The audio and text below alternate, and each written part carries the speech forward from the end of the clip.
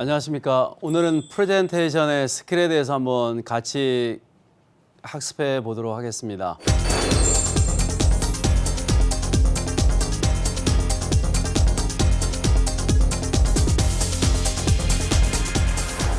이 프레젠테이션 스킬은 지난 시간에 다뤘던 이 시나리오를 구축하고 나서 이 시나리오 구축을 얼마만큼 효과적으로 전달할 수 있을까가 결국은 이 프레젠테이션 스킬에서 좌우가 됩니다.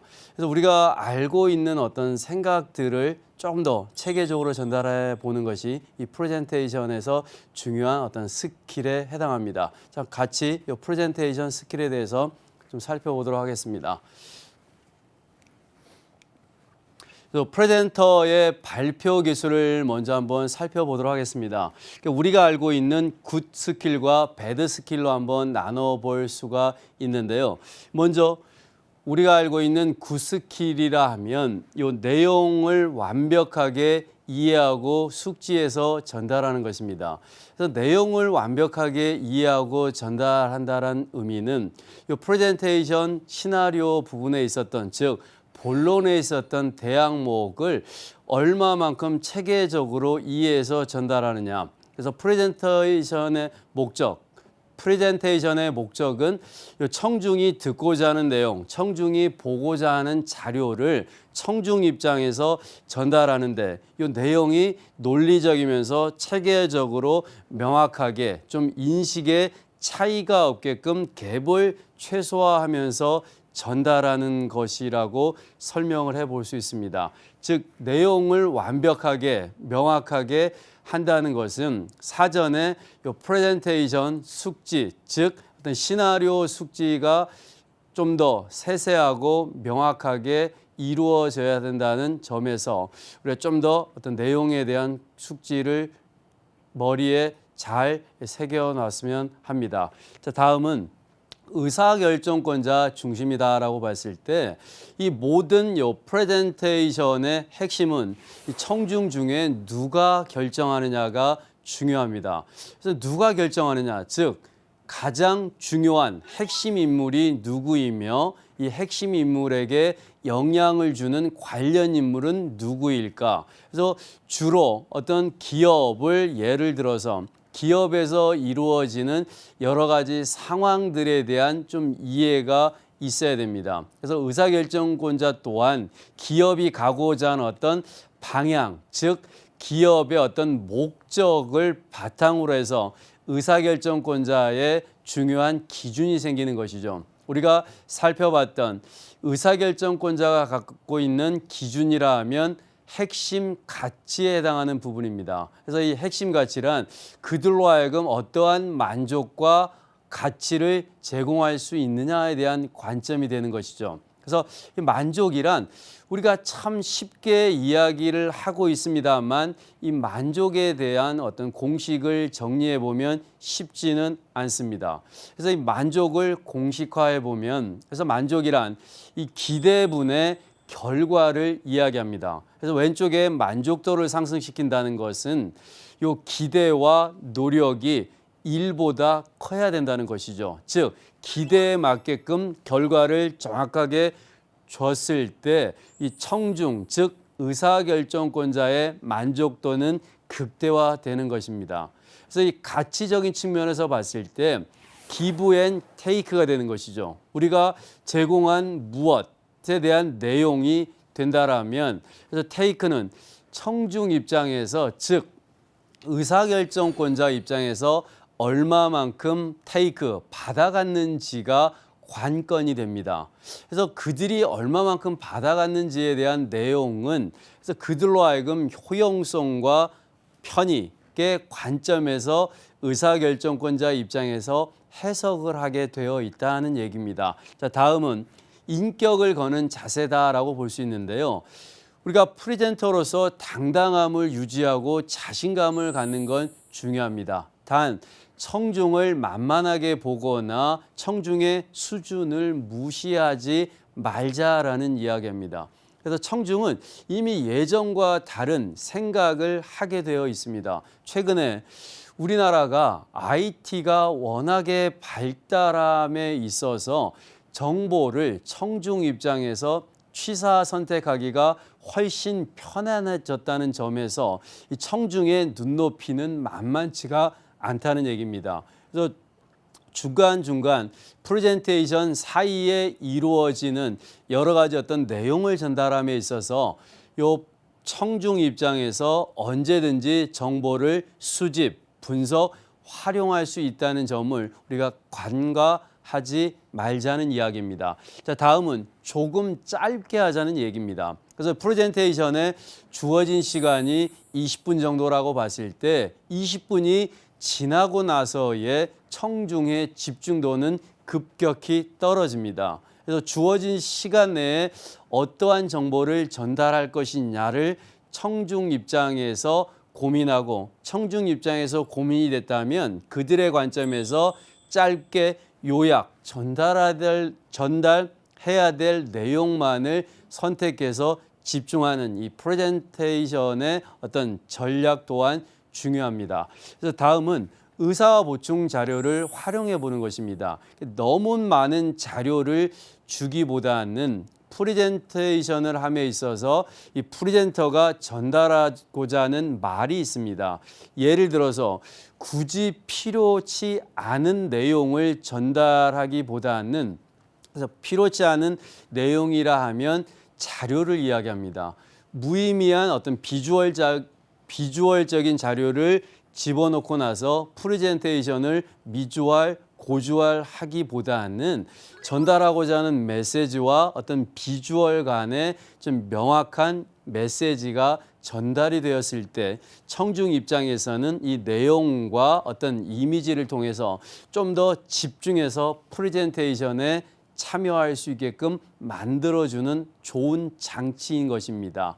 그래서 이런 내용들을 쭉 정리해 보면 이 프레젠테이션을 함에 있어서 프레젠터가 발표 기술이 명확하다 하면 그래서 내용을 완벽하게 숙지하는 것부터 의사 보충 자료를 활용하는 단계까지의 어떤 각각의 방법과 어떤 내용들을 우리가 나의 노하우로 만들어가는 것이 이 프레젠테이션을 잘하기 위한 하나의 어떤 단계를 밟아 올라간다는 점을 기억하시면 우리가 프레젠테이션에 실수하는 경우는 극히 드물 것입니다.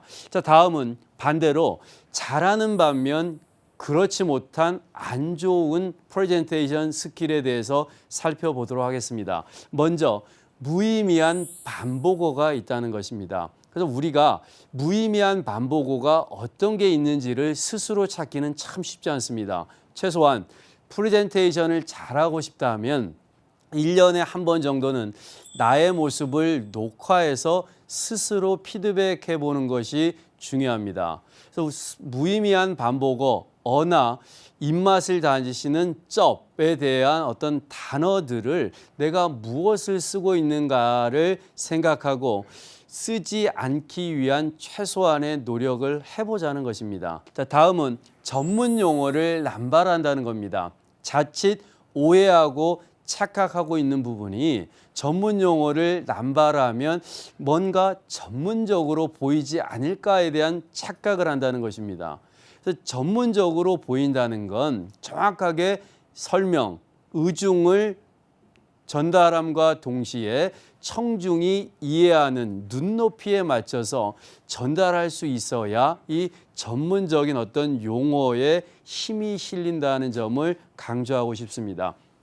다음은 정지 시간을 방치한다는 겁니다. 그래서 이 정지 시간이라 하면 맥이 끊긴다라고 볼 수 있는 거죠. 그래서 프레젠테이션이 자연스럽게 이루어져야 되는 상황에서 이 프레젠터가 전 상황과 향후 이루어질 프레젠터의 순서를 잘못 이해하고 있다면 이 중간중간에 어떤 흐름이 끊겨서 청중들로 하여금 신뢰감을 좀 떨어뜨리게 하는 아주 안 좋은 내용을 우리가 좀 더 이해하고 생각해 볼 필요가 있습니다. 자, 다음은 불필요한 소리를 방치하는 것입니다. 사전에 이 장소를 선택을 하고 장소를 선택했다면 이 프레젠테이션을 집중할 수 있는 내용에 좀 더 초점을 맞춤과 동시에 좀 집중하기 위한 좀 전략들이 방해받지 않는 내용들이 필요하다라고 보여집니다. 다음은 부적절한 유머를 사용하는 것입니다. 의미 없는 유머가 되는 거죠. 그래서 내가 전달함에 있어서 이게 과연 꼭 필요한지 아닌지를 찾아내서 꼭 써야 되겠다라고 판단되는 뭔가 이유가 있거나 이 전달을 함에 있어서 좀 더 자연스러움을 유지할 수 있다면 요 유머 사용은 어떻습니까? 나쁘지 않다라고 볼 수 있는데요. 단지 이 프레젠터가 그냥 분위기 환기 차원에서 준비한 어떤 유머는 프레젠테이션을 진행함에 있어서 오히려 방해가 된다는 점을 꼭 기억해 두셨으면 합니다.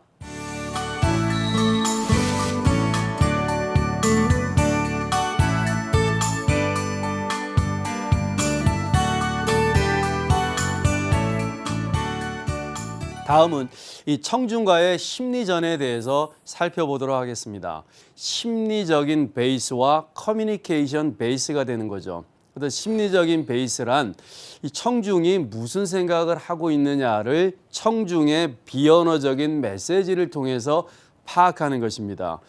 비언어적인 메시지를 파악하기 위해서는 청중과의 교감, 즉 청중의 눈을 맞춰주는 것이죠. 흔히 우리가 아이 컨택이라고 하는 내용입니다. 그래서 아이 컨택을 적절하게 함으로써 청중의 어떤 관심사항을 좀 더 집중해서 듣게 되고 이 듣게 된다면 이 프레젠터의 입장에서 명확한 어떤 메시지를 전달할 수 있다는 것입니다. 자, 다음은 이 청중과 프레젠터 간의 긴장과 집중도에 대해서 한번 살펴보겠습니다. 그래서 청중 입장에서는 새로운 정보를 받아들인다는 것이 상당히 유쾌할 것 같지만 반대로 부자연스러울 수 있다는 점을 간과하지 말자는 것입니다.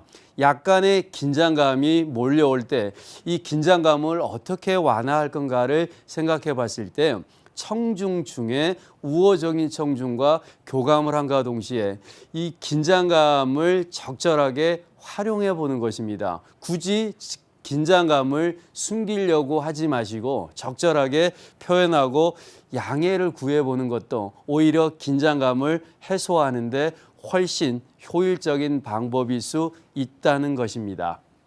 다음은 결론을 이해시키기 위한 주의 집중과 어떤 관심을 유발하는 내용에 대해서 살펴보면 먼저 의사결정 기준에 대해서 한번 살펴봤습니다. 그래서 의사결정 기준이란 핵심 가치였던 거죠.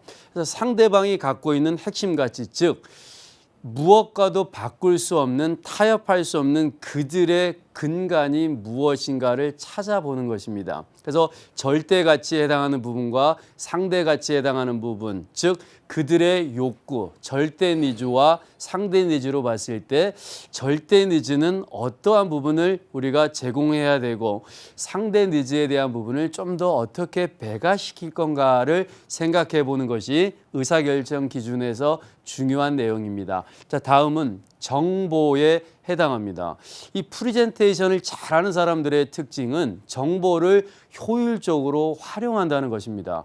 이 정보를 효율적으로 활용한다라 하면 전체적인 통찰력을 바탕으로 한다는 것입니다. 그래서 전체적인 어떤 주제와 관련해서 사회적인 트렌드와 어떤 기업의 상황들, 고객 입장, 청중 입장에서 상황들을 고려하면서 그들의 어떤 관점에서 얼마만큼 다가갈 수 있느냐가 이 정보를 받아들이는, 즉 정보를 정확하게 수집해서 필요한 정보를 분석해내고 필요한 정보가 분석이 되면 프레젠테이션에 이 정보가 활용이 돼야 이 프레젠테이션을 함에 있어서 정보의 가치는 극대화될 수 있다는 점을 강조하고 싶습니다.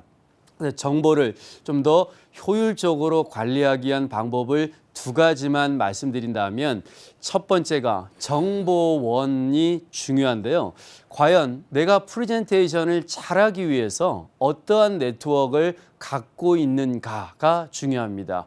과연 이 정보를 제공해 주는 유기적이면서 주기적인 정보를 찾게끔 도와주는 사람이 반드시 필요하다는 점이었고요.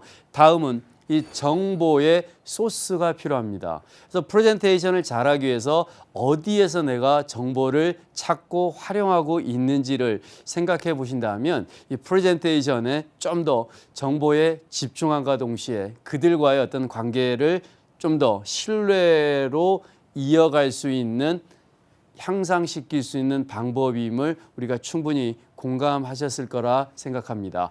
자, 다음은 의사결정 기준에서 다뤘던 절대 기주와 절대 니즈와 상대 니즈에 대한 부분입니다. 그래서 절대 니즈란 핵심 가치에 해당하는 부분이었음을 다시 한번 말씀드리고 싶습니다. 그래서 이 절대 니즈란 우리가 꼭 프레젠터로서 지켜줘야 되는 어떤 관심을 갖고 제공해야 되는 어떤 핵심 포인트임을 생각해 주시면 될 것 같고요. 이 상대의 니즈는 어떤 부가적인, 추가적인 옵션과 대안들을 이 프레젠터가 조금 더 상대방 입장, 즉 청중 입장에서 차별화된 포인트가 뭐가 있는지를 생각해 보는 것입니다. 자, 다음은 태도입니다. 그래서 이 태도란 이 프레젠터가 프레젠테이션을 진행함에 있어서 중간중간 곳곳에서 발생이 되는 상황들이 청중에게 바로바로 인식된다는 점을 간과해서는 안 된다는 것입니다. 한 번의 움직임, 한 번의 전달 사항이 나의 이미지, 즉 프레젠터의 이미지에 영향을 끼치는 점을 항상 생각을 해 보셨으면 좋겠습니다. 자, 다음은 관계에 대한 부분입니다. 이 프레젠테이션을 함에 있어서 청중을 나의 우호적인 청중으로 만들어가기 위해서는 적절한 아이 컨택과 적절한 관심을 보여주는 것이 그들과의 관계를 좀 더 돈독하게 할 수 있는 방법인 것입니다. 자, 다음으로 청중의 이익과 차별성에 대한 부분을 본다면 이 청중의 이익, 즉 편익에 대해서 많은 강조를 드렸던 것 같습니다만 그들 입장에서의 이익과 그들 입장에서의 효용 가치를 다시 한번 이해하고 점검한다면 이 프레젠테이션을 좀 더 유기적이면서 원활하게 물 흐르듯이 진행할 수 있다라고 생각합니다.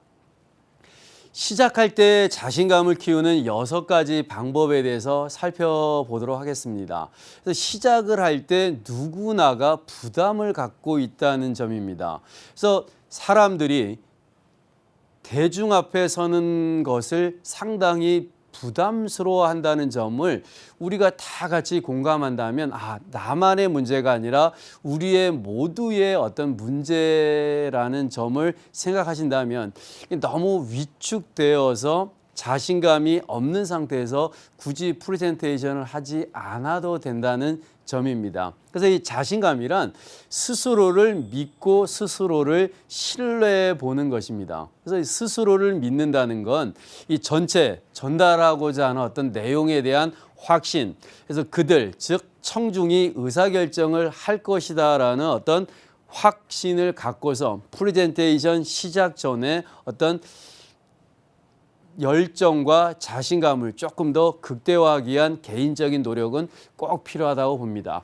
자, 다음은 6가지에 대해서 하나씩 살펴보도록 하겠습니다. 먼저 당당한 태도와 미소를 유지한다는 건 참 의미가 있는 활동이다라고 볼 수 있는데요. 크게 보면 look, 첫 번째 왼쪽에서 오른쪽으로 이 프레젠터가 청중을 바라보는 활동이 중요합니다. 그래서 첫 번째가 왼쪽에서 오른쪽으로 바라봤다면 두 번째는 중간점에서 스마일, 미소를 짓고 여유를 한번 가져보는 겁니다. 그래서 어느 정도 여유가 생겼다면 이 프레젠테이션을 시작할 때 좀 더 의도적이면서 의식적으로 천천히 하는 게 프레젠테이션을 시작하는데 훨씬 도움이 된다는 점입니다. 자, 다음은 슬로우와 스피드에 대한 업부분이 방금 전에 말씀드렸던 look, 첫 번째 스마일, 미소를 짓고 마지막 톡에 대한 부분이 의식적이면서 의도적으로 긴장감이 몰려왔을 때 스스로를 억누르기 위한 어떤 방법 중에 하나일 수 있는데요. 우리가 의도적이면서 의식적으로 말의 스피드가 느려진다는 건 전체적인 어떤 호흡과 이 전달할 때의 어떤 내용의 방법들이 좀 더 정리가 되면서 전달이 되기 때문에 이 프레젠터가 좀 전달하는 데 있어서 좀 더 자신감을 가질 수 있다는 점입니다. 자, 다음은 성공적 도입부 멘트입니다. 성공적 도입부 멘트를 위해서는 1분의 스크립트가 중요한데요. 1분간 우리가 이미 살펴봤던 도입부와 링크 부분을 어떻게 효과적으로 할지를 미리 머리에 딱 생각을 하고서 뭔가 자신감 있게 전달하는 게 중요합니다. 자, 다음은 이 전문가로서의 자부심을 갖는 게 중요합니다. 그래서 이 전문가로서의 자부심, 그래서 하지 말아야 될 두 가지를 말씀드린다면, 그래서 내가 설 자리가 아님을 알리지 말아야 된다는 점입니다. 두 번째, 시간이 없어서 준비가 덜 되어 있다는 점을 알리지 말자는 것입니다. 그래서 이러한 두 가지를 잘 기억하신다면 프레젠테이션을 좀 더 원활하게 할 수 있다라는 점이고요. 그래서 우리가 어떤 좋은 어떤 복장을 갖고 어떤 미소를 통해서 어떤 신체를 긍정적으로 만드는 것이 어떤 프레젠테이션을 좀 더 자신감 있게 할 수 있는 방법이라고 정리해 볼 수 있습니다. 자, 지금까지 프레젠테이션 스킬과 관련해서 말씀을 드렸습니다. 그래서 이 프레젠테이션 스킬이란 좀 시작 부분에서 좀 더 당당함을 갖고 좀 자신감을 가졌을 때 이 프레젠테이션을 좀 더 효과적으로 할 수 있다는 점을 다시 한번 강조를 하면서 마치도록 하겠습니다. 감사합니다.